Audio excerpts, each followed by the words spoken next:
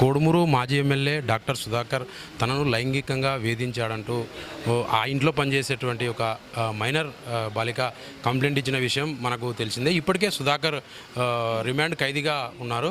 ప్రస్తుతం ఆమె అమ్మాయి, ఆ మైనర్ అమ్మాయి మనతో ఉన్నారు. ఆమెతో మాట్లాడి మరిన్ని విషయాలు తెలుసుకుందాం. అమ్మ, చెప్పండి అమ్మ, ఏం జరిగింది అసలు, మీరు ఏం చెప్పదలుచుకున్నారు? తనకి నా శిక్ష పడాలి, నాకు న్యాయం జరగాలంతే. ఏం జరిగిందంటే సుధాకర్ ఎన్ని సంవత్సరాల నుంచి మీకు ఇట్లా చేస్తున్నారు? 2019 నుంచి 2023 నవంబర్ వరకు నన్ను టార్చర్ పెట్టినాడు, లైంగికంగా ఇబ్బంది పెట్టినాడు. మీరు అప్పట్లో పోలీసులకు ఏమైనా కంప్లైంట్ ఇచ్చారా? లేదు, ఇవ్వలేదు. ఎప్పుడు ఇచ్చారు? అంటే ఈ విషయం మీ ఇంట్లో వాళ్ళకు మీరు ఎప్పుడు చెప్పారు? సుధాకర్ నుంచి ఎటువంటి స్పందన వచ్చింది? ఇంట్లో పని మానేసిన వెంటనే తర్వాత ఇంట్లో చెప్పినాం. మొన్న 1 నెల కిందట కేసు పెట్టడం జరిగింది.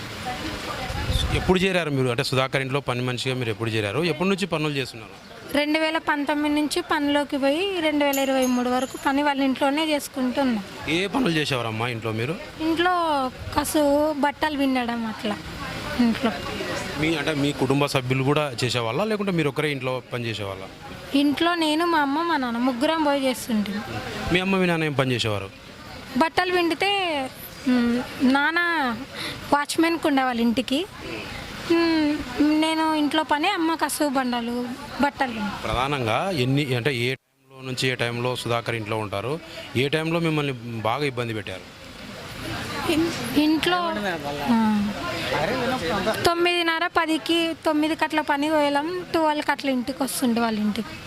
ఆ టైం ఏం చదువుకున్నారమ్మా మీరు? 7th క్లాస్ వరకు చదువు. అంటే గతంలో మీరు కంప్లైంట్ ఎందుకు ఇవ్వలేదు? ఇప్పుడే కంప్లైంట్ ఇవ్వాల్సిన అవసరం ఎందుకు ఏర్పడింది? అంటే అప్పుడు తనకి పదవి ఉంది కదా, నాకు ఈ పదవి ఉంది, ఒకవేళ చెప్పిన ఎవరు నమ్మరు, నన్ను ఏం చేయలేరు అని తను అన్నందుకు. ఇప్పుడు తనకు పదవి లేదు కదా, మేము ఏం చేసినా ఇప్పుడు మాకు న్యాయం జరుగుతుంది, అందుకే ఏం చెప్పలేదు. మీరు అంటే స్వయంగా మీరే వెళ్ళి కంప్లైంట్ ఇచ్చారా, లేకుంటే మీ తల్లిదండ్రుల ప్రోద్బలంతో మీరు కంప్లైంట్ ఇచ్చారా? మా ఫ్యామిలీ, మా తల్లిదండ్రులు. ఎప్పుడు చెప్పారు మీ తల్లిదండ్రులకి ఈ విషయం ఇట్లా జరుగుతుంది, సుధాకర్ ఇట్లా చేస్తున్నాడు అనే విషయం ఎప్పుడు చెప్పారు మీరు? అది వీడియో బయటికి రిలీజ్ అయినాక నువ్వే కదా అని అడిగితే అవును నేనే అని అప్పుడు చెప్పారు. అంటే మీరే తీశారా వీడియోది? అవును, నేనే తీసాను. ఇప్పుడు మీకు ప్రధానంగా కలెక్టర్ గారిని కలిశారు కదా, కలెక్టర్ గారు ఏం చెప్పారు, ఏం హామీ ఇచ్చారు మీకు? నీకు రక్షణ కవచంగా ఉంటాం, నీకేం న్యాయం జరిపిస్తామని చెప్పి. ఏం రక్షణ కావాలమ్మా? అంటే సుధాకర్ నుంచి ఏమైనా థ్రెట్ ఉందా? హాని ఉంది కదా మాకు, మళ్ళీ ఆయన చంపేపిస్తా అని మాకు భయపడిచ్చినాడు. చెప్పారా ఎప్పుడన్నా అట్లా భయపడిస్తాం, చంపేస్తాం? చెప్పలే ఇన్ని రోజులు, మీ అమ్మ, మీ నాన్నని, మీ ఫ్యామిలీని చంపేపిస్తా అని చెప్పినాం. గతంలో సుధాకర్ మనుషులు కొంతమంది కూడా మీతో మాట్లాడారు అన్నది కూడా తెలుస్తుంది. లేదా పద్దం ఎవ్వరు మాతో మాట్లాడలే. పంచాయతీ పంచాయతీ చేసి అప్పుడు ఈ సమస్య అయిపోయింది అన్నది అంటున్నారు, నిజమేనా? వాళ్ళు ఎవ్వరేం మాతో ఏం చెప్పాలా, మేమేం వాళ్ళతో మాట్లాడలే, మమ్మల్ని వాళ్ళు భయపడిస్తున్నారు, చంపేస్తాము, అంతకుమించి. కులుమాల. మీ డిమాండ్ ఏంది? ప్రధాన డిమాండ్ మీరు ఏం కోరుకుంటున్నారు?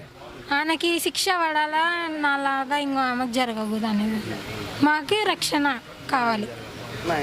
ఇది మైనర్ బాలిక చెప్తున్నటువంటి విషయము. ప్రధానంగా కలెక్టర్ గారికి విన్నవించిన విషయం ఏంటంటే ఖచ్చితంగా సుధాకర్కి ఖచ్చితంగా మంచి శిక్ష పడాలా, చట్టపరంగా ఆయనకు శిక్ష పడాలా, శిక్ష పడితేనే తమకు జరిగిన అన్యాయానికి న్యాయం జరిగినట్టు అవుతుందని చెప్పి అమ్మాయి భావిస్తుంది. తనతో పాటు ఇంకొక మైనర్ బాలికకు ఇటువంటిది జరగొద్దనేది ఆమె కోరుకుంటున్నటువంటి ప్రధాన డిమాండ్. ఇదే ఉన్నతాధికారులకు కలెక్టర్ గారికి ఆమె రిప్రజెంట్ చేసిన విషయం. అయితే సుధాకర్ మీద పెట్టినటువంటి సెక్షన్లు ఎంతవరకు బలంగా ఉన్నాయి, ఎలాంటి శిక్షలు ఆయనకు పడే అవకాశం ఉందన్నది మనతో సేపూరి అడ్వకేట్ గారు సేపూరి విజయమోహన్ సార్ మనతో ఉన్నారు. సార్తో మాట్లాడదాం. సార్తో మాట్లాడి లీగల్ అడ్వైజ్ మనం తెలుసుకుందాం. సార్ నమస్కారం. సార్, ఇప్పుడు సుధాకర్ మీద పోక్సో యాక్ట్ పెట్టారు. POCSO act 376 IPC. ఈ సెక్షన్లకు ఎలాంటి శిక్ష పడే అవకాశం ఉంది? 11 years పడుతుంది. 11 years పనిష్మెంట్. అది కూడా వీడియోలు ఉన్నాయి, మెటీరియల్ ఆబ్జెక్ట్ ఉన్నాయి కాబట్టి, ఎవిడెన్సెస్ ఉన్నాయి, ఖచ్చితంగా శిక్ష పడే అవకాశం ఉంది. మెటీరియల్ ఆబ్జెక్టు ప్రధానంగా కోర్టు నమ్మే ఆస్కారం ఉందా? అవి ఒరిజినల్ అంటే RFSL పంపించి పరిగణలోకి తీసుకునే అవకాశం ఉందా? Genuine are not